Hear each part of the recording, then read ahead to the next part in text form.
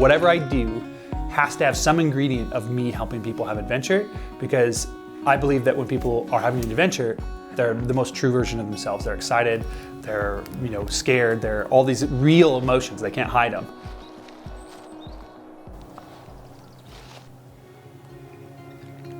So I grew up here in Montana. It was an extremely hard place to make a living forever. Like, you either cut down trees or were broke. that was the two options. It was difficult to transition into a job that kind of met my adventure needs.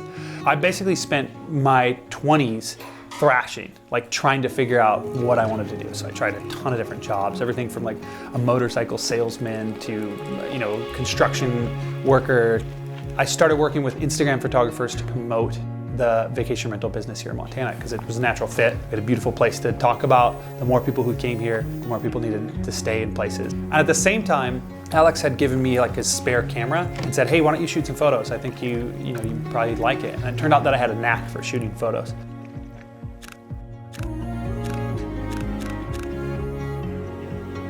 Within 6 months of starting to take photos, I had client jobs.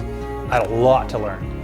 But I had client jobs just by the nature that I was like doing these epic things, going to Peru, going to Alaska, doing big jobs with big clients as the producer. And then people would be like, oh yeah, of course we'll give you our gear and a couple $1,000 to do a little side shoot here.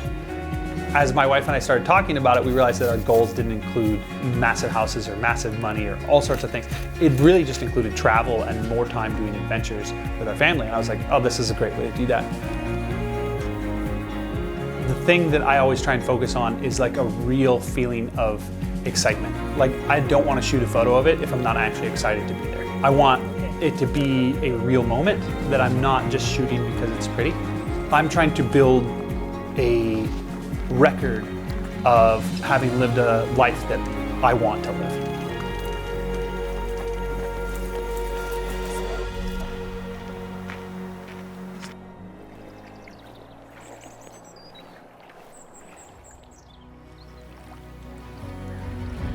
Maybe the overwhelming theme of my work is that I won't pretend to be something I'm not. Because I'm just gonna do what I do, and if people like it, that's awesome. And if next week they stop liking it and I have to get a real job, I'll be grateful that I was able to do it this long.